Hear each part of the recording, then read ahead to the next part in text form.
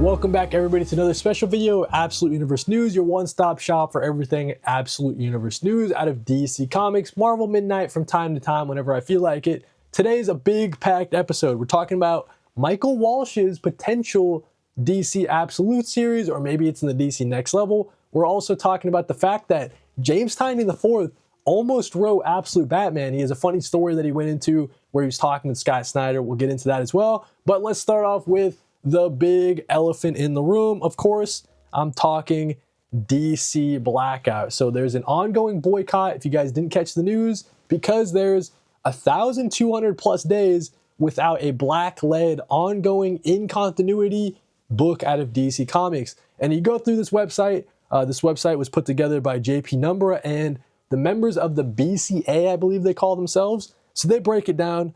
This is a movement spinning out of hashtag DC So White. It's called DC Blackout, and they're kind of pushing for a full stoppage, a full boycott on all new ongoing series out of DC or any new single issues from this point forward. And they go into point that, you know, hey, I Am Batman 18, that came out on February 14th, and it's been so long since we've had a black-led ongoing main continuity book. You could say, hey, Absolute Green Lantern, technically that is in the Absolute Universe. I think that that's like an interesting little caveat. Of course, we know that the Absolute Universe is selling super, super well, but I get the point, the kind of desire for an in-continuity book, because if you look at DC's almost 100 years of continuity, to only have 13 black-led ongoing is ridiculous. And even that number 13, you know, you have to include like some Wildstorm books and stuff like that to even get the number to 13. It's very, very embarrassing, in my opinion, for DC Comics to be at the only 13 number. Of course, they go into point out that, hey, you guys might think that these all count. Like, hey, what about all these? Technically, these are all miniseries or maxi series. The one I'm a little bit curious on is Green Lantern War Journal. I thought that that one was an ongoing at first, but it got bumped down. They're trying to go for 1 to 3 ongoing books featuring a black character leading it in the main continuity. They want immunity from cancellation for 2 years. That's an interesting point that I don't think DC is going to be able to promise. I mean, I don't think, you know, there are some in continuity ongoings featuring white characters that don't last for 24 issues. You're asking for 2 years is a little bit much. I don't know if DC can promise that right off the bat, but I get, again, the need for and the desire for it to see how the sales do, both in the single issues, you see how the sales do in the trade paperbacks once those come out and need a full 2 years to kind of suss out that data. I get it from that perspective. They also want to update everybody on how, you know, FOCs and releases and sales actually work, because that's a little bit nebulous in the comic book collecting hobby. You're buying it from the shops, but the shops have already bought it from DC Comics. So technically, DC is selling to the shops. They're not really serving us as the customers. They're kind of serving the shops as customers. It is kind of this interesting gray area that other industries don't really follow that. So that's kind of the idea behind DC Blackout. Of course, the full site has all the great information. And I would also recommend people check out the Comics Pals. They had a great discussion where they broke down pretty much all sides of this and break down kind of the pros and the cons. Now you guys might say, Cody, you're a white guy. We don't really care about your opinion. As someone who's Asian, right? I'm an Asian American. I think I have some skin in the game, right? It's not like I'm swimming in Asian-led comic book series out of DC as well, right? Like we have Batgirl led by Cassandra Cain. That's cool. But at the same time, we also had the We Are Legends imprint that's kind of died down. We had a couple of other, you know, miniseries, City Boy, Spirit World. Those all kind of just ended. They didn't get continued as well. So it's a problem in the greater industry. It's not just DC Comics. You know, it's just systematic racism in our country, in our world. I'll throw this in there as well. So Stephanie Williams, one of the black creators over at DC, put out this statement. All I know is that when this announcement happens for this long-awaited project, I and a few other black creators have coming, pre-orders better be through the fucking roof. So that kind of says to me that, like, I don't know, man, we don't know what's going on behind the scenes at DC on one side of the token, right? Because you look at all their plans, they're kind of slow, right? They're slow moving. The Milestone Initiative coming back, the second printing, Static getting reintroduced. Now he's on the New Titans. like you can see kind of the through line that DC is doing, but on the same side, on the other side of the token, it's a little bit too slow. It's month after month of, I keep track of the solicits every single month, and there's no announcements, right? So 3 years is way too long. So I totally get it from that perspective as well.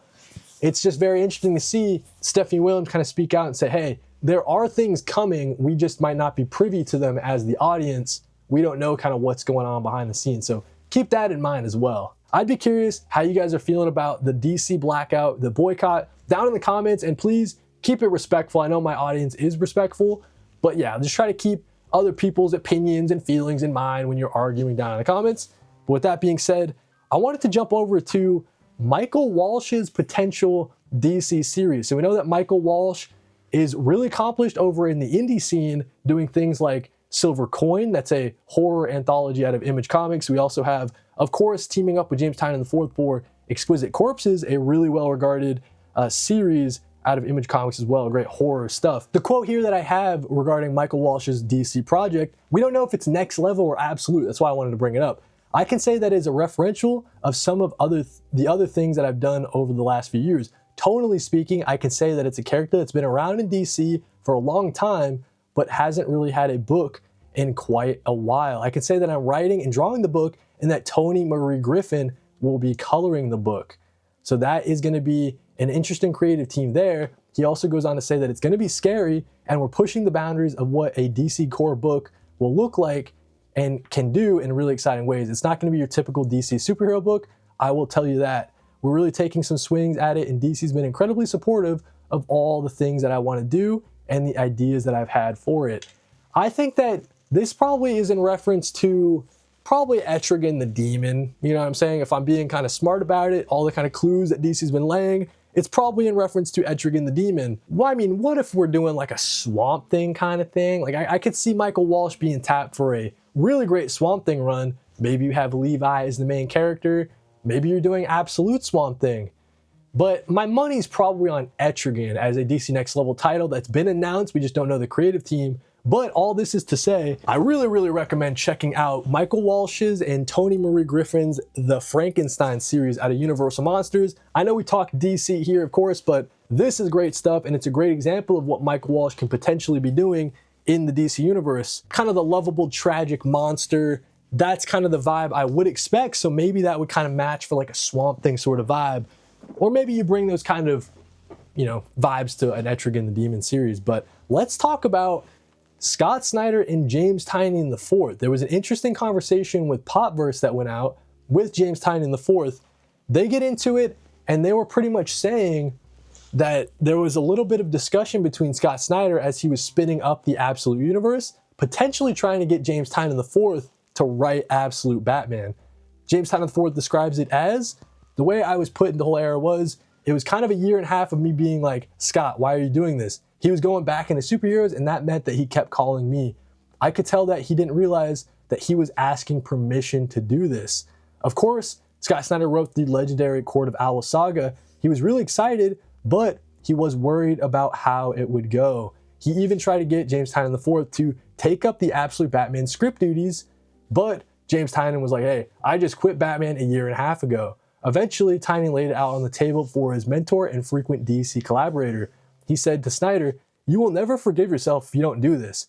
You also, as a creator, can't let anybody else do this. This is something that's so personal to you, and the spirit of this is so you, that if someone else ends up writing it, it's not going to be the same thing. Especially once they started talking to Nick Dragotta and all that, it's like, no, you and Nick have to do this book, and it's going to be the coolest thing in the world. I just think it's so interesting to think about the alternate universe where James Tynion IV potentially writes Absolute Batman, or potentially where you have Scott Snyder a little bit worried that he, worried about taking on the writing duties and, floating the idea out to somebody else, but kind of sitting in the background while the rest of the Absolute Universe cooks. Very interesting world we could be in. Maybe one where the Absolute Universe isn't as successful. There's not as much hype behind it. Very interesting to think about. But with that being said, that's all I want to talk about here for this episode of Absolute Universe News. Again, please be respectful in the comments and let me know what you guys are thinking about the DC boycott. This is probably the last video I'm ever going to talk about the boycott in. So thank you guys for watching, and read more comics.